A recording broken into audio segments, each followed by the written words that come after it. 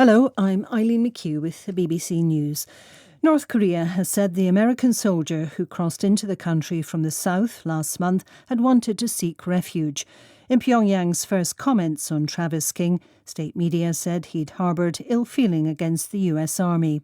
Jean Mackenzie reports from the South Korean capital, Seoul.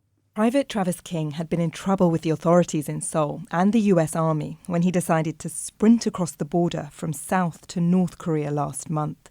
In a statement released this morning, Pyongyang said the soldier asked to seek refuge in North Korea because of the inhumane treatment and racism he'd experienced in the army. It added that Private King was disillusioned with the inequality in America. The statement said the soldier had admitted crossing the border illegally, but it doesn't give any information on how he'll now be treated and whether he'll be tried as a criminal. The United Nations says more than 1 million people have now fled from Sudan to neighbouring countries since war broke out between rival military factions in April. Our correspondent Joe Inwood reports. Time is running out for farmers to plant the crops that will feed them and their neighbours. Medical supplies are scarce. The situation is spiralling out of control. That warning from the UN could hardly be more dire. Months of fighting between the paramilitary Rapid Support Forces and the National Army has forced around 4.5 million people from their homes in Sudan. According to the International Office of Migration, more than 1 million of them have fled to neighbouring countries. The UN also say that sexual assault has gone up by 50%, with reports of ethnic cleansing in the Darfur region. A mobile morgue has arrived on the Hawaiian island of Maui as officials step up their efforts to identify the almost 100 victims of last week's devastating wildfires. Coroners and pathologists have been deployed, along with X-ray units and exam tables.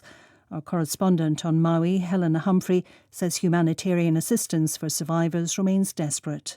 We've met people who have lost their homes. We've seen the devastation of absolutely nothing left, and the humanitarian needs remain dire as well. People still need food, water, shelter, and this is really the situation still on Maui. We've been here now for quite some time. This catastrophe really is only a week into the response, but still authorities say they're just in phase 0 because there is just so many challenges ahead.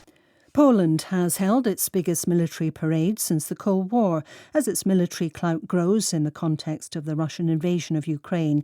The parade in the capital Warsaw marked the Polish defeat of Russian-led Bolshevik forces in 1920.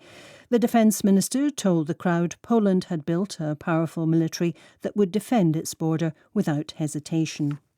World News from the BBC. A firm which was contracted to moderate Facebook posts in East Africa has said with hindsight it should not have taken on the job.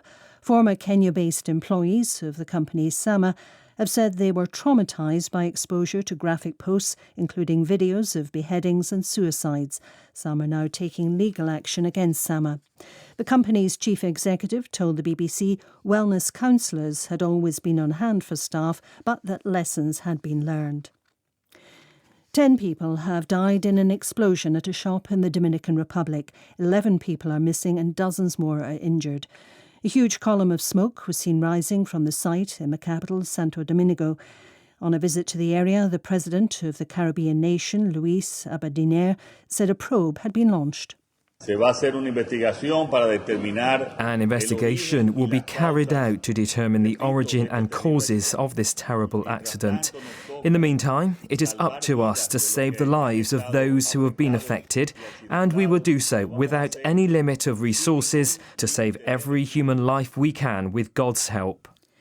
Canada's corporate ethics watchdog is investigating the local unit of the US fashion retailer Ralph Lauren over accusations it used forced labour from China's Uyghur minority in its supply chain.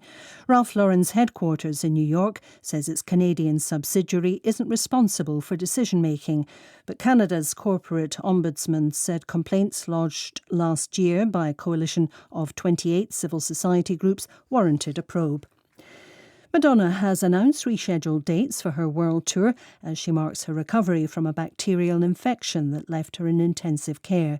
The celebration tour will now kick off in London in October, 3 months after it was originally due to begin in Vancouver, Canada. That's the latest BBC News.